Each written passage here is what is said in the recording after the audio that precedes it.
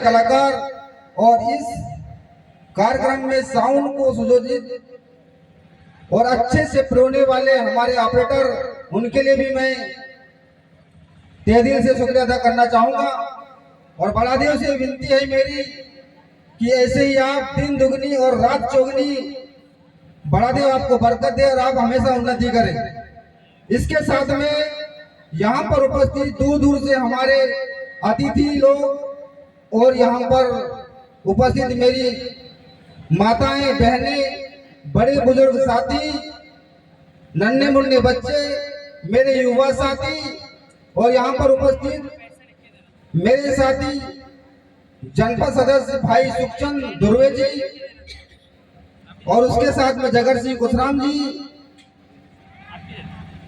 रतनी सुखदेव वटके सरपंच ग्राम पंचायत आकिया, अनीता किशोर सरपंच, अनीता किशोर युवनाथी सरपंच बरेली पार और मेरे साथी निखिलेश दुर्वे जी, गुणाराम कुशराम जी, बलदेव कुशराम जी और मेरे पुराने साथी रहे जो हमेशा कंधों से कंधे मिलाकर गोंडवाना आंदोलन को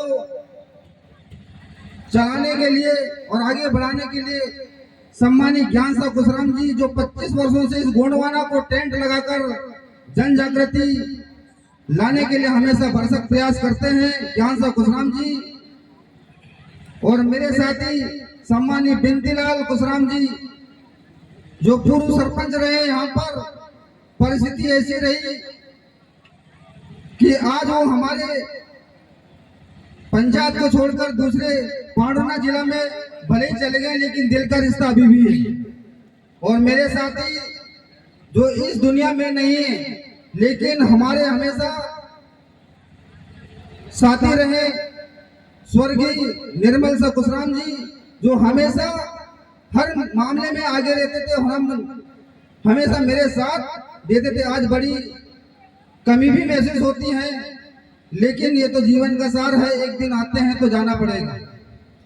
तो इन सभी और किसी का नाम छूट रहा है और सम्मानीय मंच, और यदि मैं किसी का नाम नहीं ले पाया हूं तो अन्यथा ना ले। और इस कार्यक्रम को आयोजन करने वाले किसी साथी का भी नाम नहीं आया हो या नहीं लिया हो तो माफी चाहूंगा। और इस जन जागृति कार्यक्रम में दूर दूर से जो साथी जो आज यहाँ पर सुनने के लिए आए हैं, व्यापारी साथी भी यहाँ पर है जो अपनी सेवाएं दे रहे हैं रात भर। मैं कहना चाहूंगा कि इस कार्यक्रम हमारा कराने का मकसद मनोरंजन तो है, क्योंकि हमें जन जागृति भी लाना है और जन जागृति ऐसे ही नहीं आएगा। मनोरंजन के साथ साथ हमें हमारे समाज की जो आज ये स्थिति है इसको भी हमको मजबूत करना पड़ेगा, क्योंकि हमारा समाज जनसंख्या में बहुत है लेकिन ऐसा लग रहा है कि हम बहुत कमजोर हैं। हमारे ऊपर 3% लोग हमारे ऊपर कब्जा करके रखे हैं और हमें गुलाम बनाने की कोशिश कर रहे हैं, जबकि हम 85% लोग इस देश में रहने वाले जो मूल निवासी है, हम आज असहज महसूस कर रहे हैं। आप समझ रहे हैं कि 85% में कौन कौन आते हैं? SC, ST, OBC, माइनॉरिटी, उसको हम हिंदी में कहेंगे तो अनुसूचित जाति, जिसको हम SC बोलते हैं, अनुसूचित जनजाति जिसको हम आदिवासी बोलते हैं, और OBC जिसको हम पिछड़ा वर्ग बोलते हैं, और अल्पसंख्यक जो छोटे छोटे समुदाय हैं लेकिन वो संगठित है, जैसे कि मुस्लिम समुदाय, सिख समुदाय, जैन समुदाय, ये भी अल्पसंख्यक में आते हैं। और 3% लोग जो आज हमको गुलाम करने की कोशिश करते हैं, संविधान को खत्म करने की बात करते हैं। यह देश संविधान से चलता है और आज हमें संविधान के द्वारा ढेर सारी जो शक्तियां मिली है, हमें जो हक अधिकार मिले हैं, आज हमारा प्रकृति शक्ति जिसको हम पूछते हैं, जल जंगल जमीन उनके मालिक आदिवासी हैं और आदिवासियों के बीच में जितनी भी समुदाय रहती है वो भी आदिवासियों के साथी है। वो कभी ऐसा ना समझे कि भाई हमारी बात तो कोई करता नहीं, हम सबकी बात करते हैं। मैं किसी राजनीति की बात नहीं करूंगा, ना किसी दल की बात नहीं करूंगा, लेकिन आज हमारी जो स्थिति है उस पर बिल्कुल आपको चिंतन मनन करने की आवश्यकता है। आज हम देख रहे हैं इस देश में लगभग 10 राज्यों में 5वीं अनुसूची लागू है, लेकिन उस 5वीं अनुसूची का सही में पालन नहीं हो रहा है। और फिर हमारे ऊपर एक और पेश एक्ट के बारे में ला दिया कानून बनाकर, लेकिन उसका भी हमें सही रूप से हमको उसका भी फायदा नहीं मिल रहा है। आज पेशा एक्ट के माध्यम से दिखाया जाए तो हमारे बहुत सारे अधिकार जो थे पर उन्हें धरातल पर लाने के लिए कभी हमें अच्छे से प्रशिक्षण नहीं दिया जाता। मैं माफी चाहूंगा कि आज मनोरंजन का कार्यक्रम है, आपको ऐसा लग रहा है कि भाई मनोरंजन हमारा अच्छा हो रहा था लेकिन बीच में फिर भाषण होने लग गया। लेकिन जरूरी है कि ये चीजें भी हमारे दिमाग में बैठनी चाहिए। मनोरंजन के साथ साथ यदि हम यदि कोई अच्छी बात बताते हैं तो उसमें भी आप यहाँ से लेकर जाएंगे ताकि हमारे आने वाली पीढ़ी को आप बताएंगे। पेश एक्ट जिसमें बहुत सारी हमें नियम कायदे दिए हैं, लेकिन सही में उसका पालन हो रहा है क्या? आज हमारी बात कोई नहीं सुन रहा है।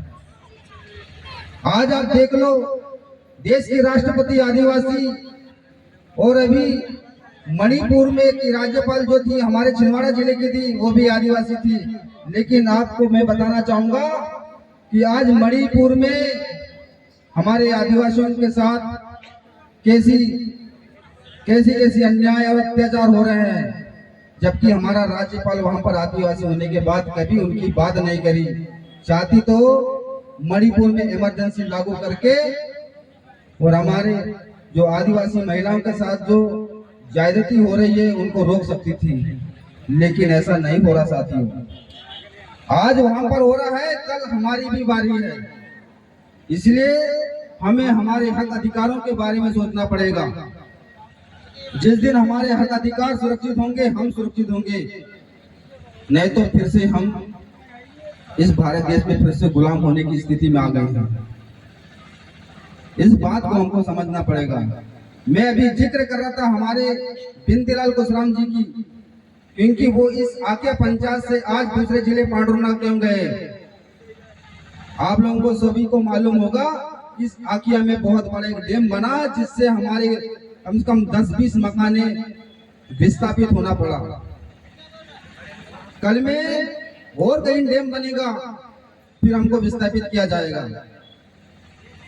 तो ऐसा डैम और बड़े बड़े जो प्रोजेक्ट बन रहे हैं सिर्फ आदिवासियों के गांव में ही क्यों बन रहे हैं, इस बात को आपको समझना पड़ेगा।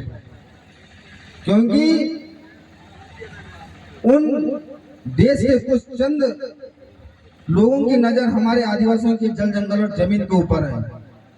क्योंकि आज संविधान में 5वीं अनुसूची में बहुत सारे हमारे जल जंगल जमीन आते हैं जहां पर बहुत सारे खनिज पाए जाते हैं जो बहुत महंगे होते हैं, चाहे सोना चांदी हो या अभ्रक हो या ग्रेनाइट हो या एल्यूमिनियम हो या बॉक्साइट हो या कांसा हो या पीतल हो, हीरे भी मिल रहे हैं।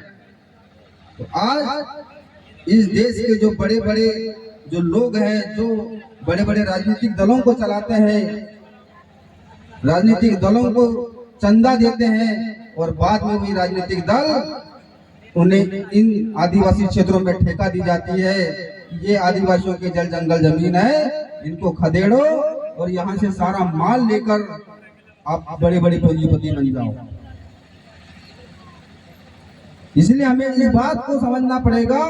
अभी हमारे किशन जी बोल रहे थे, शुरू में ही बोल रहे थे कि बटोगे तो कटोगे। क्या कहते हैं? बटोगे तो कटोगे। बिल्कुल बात सही है। यदि आज हम ऐसे ही अन्य दल संगठन में हम हमारे समाज के लोगों के ऊपर विश्वास ना करके उनको हम यदि आधे रास्ते में छोड़ के हम इधर उधर जाएंगे तो फिर हमारा समाज क्या होगा? इसीलिए उन्हें किशन जी ने सही कहा था कि आप बटोगे तो कटोगे। क्या आप बटना चाहोगे क्या? बिल्कुल नहीं होना चाहिए ऐसे। इसलिए हमें एकजुटता का परिचय देना होगा और हमारे हक अधिकारों के लिए लड़ना पड़ेगा, क्योंकि हमारा समाज जो इस देश में 1750 साल तक राज किया, हमारे पटरानियां हुआ करती थी, राजा महाराजा हुआ करते थे, रियासतें चलती थी, जमींदार होते थे। आज वो स्थिति हमारी कहाँ है? आज तो हम भीख मांगने के कगार में आ गए साथियों। आज हम दूसरे के घर में मजदूरी करने के लिए मजबूर हो गए, बंधुआ मजदूर होने लग गए, और आज हमारा गांव छोड़ के, परिवार को छोड़ के आज हम हजारों किलोमीटर काम के लिए जाने लगे हैं। कई ऐसे मजदूर हैं जिन्हें साल भर तक ठेकेदार मजदूरी कराते हैं और बाद में खाली हाथ पहुंचा देते हैं, फिर भी हमारे लिए कोई बोलने वाला है नहीं। जिस दिन हम संगठित हो जाएंगे, हमारा लीडर पैदा कर लेंगे, उस दिन हमारे लिए जो बड़े बड़े जो ठेकेदार है, जो हमको वापस ऐसे पहुंचा देते हैं, साल भर काम कराते हैं, उनके लिए लड़ने के लिए हमको एक लड़ाकू तैयार करना पड़ेगा। ये समाज लड़ाकू समाज है, पर आज हम सिर्फ झुक के चलने लग गए हैं। इस बात को हमको चिंतन और मनन और विचार करना पड़ेगा। आज जरूर लग रहा है कि ये सारी चीजें होती है, सही बात है कि हम भी 25 साल से हमारे बड़े बड़े समाज सुधारक कहा अगर एक पीढ़ी हमारी चले गए, दादा हीरा सिंह मरकाम, सुनेर सिंह तराम, मोतीरावन गंगाली जी, पूरब सिंह कवरेती जी, सज्जन शाह जी उइके जी और हमारे दादा मनमोहन साहब वट्टी जी जैसे एक पीढ़ी यहाँ इस दुनिया से चली गई। आज घर घर तक उन्होंने इस गोंडवाना का अलग जगाया, लेकिन फिर भी हमारी कहीं ना कहीं कमी रही। मैं पुनः इस कमी को ना दोहराते हुए और हमें पुनः मजबूत होना पड़ेगा और मेरी समाज के मात्र शक्ति और पितृ शक्तियों की रक्षा करने के लिए फिर इनसे हमें एकजुट होना पड़ेगा। आज हमारे समाज में बड़े बड़े पदों पर चले गए, लेकिन आज भी हमें वो चीज नहीं मिल रही जो मिलना चाहिए था। आज बड़े गर्व के साथ कहना पड़ रहा है कि हमारे देश की राष्ट्रपति माननीय द्रौपदी मुर्मू जी हैं, लेकिन फिर भी हम कहीं ना कहीं असहज महसूस कर रहे हैं। ऐसा हमारे साथ ही क्यों हो रहा है? जिस कौम का व्यक्ति आज सर्वोच्च नागरिक है देश का, फिर भी हमें हक अधिकार नहीं मिल रहा है। ऐसा क्यों हो रहा है? क्योंकि हमारा समाज संगठित नहीं है। आज नौकरी पेशा की बात करें, आज हमारे देश में 140 करोड़ जनसंख्या में हमारा 25% आदिवासियों की जनसंख्या है और 17% लगभग एसटी वालों की संख्या है और 52% से ज्यादा ओबीसी की जनसंख्या है। लेकिन यदि हम आरक्षण की बात करें तो हमको आधे से भी कम आरक्षण मिला है। आज आदिवासियों को सिर्फ लगभग 8.5% आरक्षण मिला है, लगभग 7-7.5%, 8 भी नहीं मिला है। वैसे एससी वालों को भी लगभग 7-8% है, ओबीसी वालों को 27% में पूरा वो कर रहे हैं, जबकि 52% लोग हैं, 52 से ज्यादा परसेंट है, फिर भी कम से कम 52% मिलना चाहिए था उन्हें। आज हमारे बड़े बड़े लोग कलेक्टर भी बन गए, लेकिन उन्हें फुल फ्लैश कलेक्टर नहीं बनाया जाता है। किसी भी विभाग में, छोटा मोटा विभाग में बिठाकर उन्हें सचिव बना दिया जाता है कि आप पूरा जीवन भर यही सचिव रहे और बाद में आप रिटायरमेंट लेने चुपचाप हो जाए। ऐसे ही हमें आरक्षण में पदोन्नति नहीं मिल रहा है। 1 लाख के लाखों पद देश में से खाली पड़े हैं, लेकिन 1 लाख के पदों पर कभी सरकार का ध्यान नहीं है। आज शिक्षा की व्यवस्था देख लो आप, किसी गांव में मास्टर है तो स्कूल नहीं है और स्कूल है तो मास्टर नहीं है। धीरे धीरे सरकारी स्कूलें बंद होने लग गई, प्राइवेट स्कूल चालू होने लग गई और सारे लोग प्राइवेट स्कूल की तरफ अपने बच्चों को पहुंचाने लगे हैं। जो फ्री में शिक्षा मिलती थी, आज वो शिक्षा को खरीदना पड़ रहा है। ये देश की स्थिति है। आज स्वास्थ्य सेवाएं देखिए आप, डॉक्टरों की व्यवस्था नहीं है। अस्पताल तो बनाए जा रहे हैं लेकिन डॉक्टर नहीं है। और आज ये स्थिति रही तो देश का विकास कैसे होगा। आज हमारे बहुत सारे जनप्रतिनिधि बने हैं लेकिन वो अपनी समाज की ओर नहीं देख पा रहे हैं।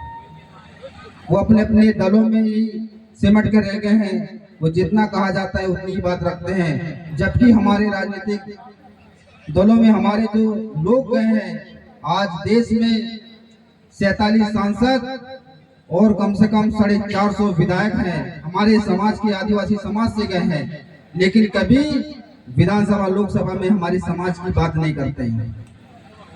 तो हम ऐसे लोगों को भी ठीक करने का काम करेगा ये समाज, करेंगे कि नहीं ठीक? ये इनको हम मेरी बात और से मैं इनको पालक बेटा बोलता हूँ, क्योंकि ये उन दलों के पालक बेटा हैं जो अपने ही बात करेंगे। क्योंकि जिन माँ बाप ने उनको पैदा किया है और जिन दलों ने उनको पालक बेटा रखे हैं, तो वो माँ बाप की बात भूल गए और अपने जो दल में जो पालक बेटा है वो उनकी बात करने लग गए, जबकि उनको अपने माँ बाप की पहले बात करना चाहिए था। कहने का मतलब है कि हमारे समाज को पहले प्रतिनिधि देना था, उसके बाद हमारे जिस राजनीतिक दल से आते हैं उनकी बात करना था। क्योंकि हमारा देश में आरक्षण और अनुसूची और रिजर्वेशन की प्रक्रिया है। आज जिस समाज से आप रिजर्वेशन से गए हैं, आज आप उस समाज की बात नहीं कर रहे, तो आपका उस बड़े बड़े सदन में जाने से कोई मतलब नहीं, व्यर्थ है आपका जीवन। और मैं कहना चाहूंगा कि हमारे समाज के कुछ लोग बड़ी मुश्किल से जाति का सर्टिफिकेट लेके आज नौकरी कर रहे हैं, वो हमारे साथी भी हमारे समाज की ओर ध्यान नहीं दे रहे हैं। वो उनको सिर्फ हमारी नौकरी से मतलब था। तो मैं ऐसे मेरे साथियों को भी कहना चाहूंगा कि आप समय नहीं दे सकते तो आप कम से कम हमारे समाज को आगे बढ़ाने के लिए कम से कम मदद तो कर सकते हैं कि नहीं कर सकते? तो मेरे ऐसे जो साथी लोग हैं जिन्हें आप आगे आकर आप समाज की सेवा नहीं कर सकते, ठीक है, मैं मान रहा हूँ कि आप जहां भी रह रहे हैं, जिस विभाग में वहां यदि आप सेवा कर भी रहे हैं, लेकिन आप जिस आरक्षण और जिस जाति प्रमाण पत्र के नाम से जो आप नौकरी में मिला है या नौकरी लिए हो, तो कम से कम उस समाज का आपके ऊपर कर्ज है। तो मैं ज्यादा बात को ना कहते हुए, क्योंकि मुझे ऐसा लग रहा है कि हमारे लोग मेरी बात को सुन के शायद ऐसा लग रहा है कि यार ज्यादा ही लंबी बात करने वाला है और उनका मनोरंजन नहीं हो पा रहा है, क्योंकि पंडाल भी खाली खाली दिखने लग गया है।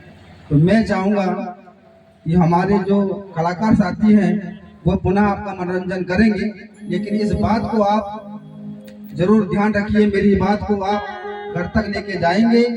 और मैं चाहूंगा कि हमारा समाज के लिए आप जरूर महीने में कम से कम एक दिन निकाल के हमारे समाज की बात करें, हमारी सभ्यता की बात करें, संस्कृति की बात करेंगे, रीति रिवाज की बात करेंगे।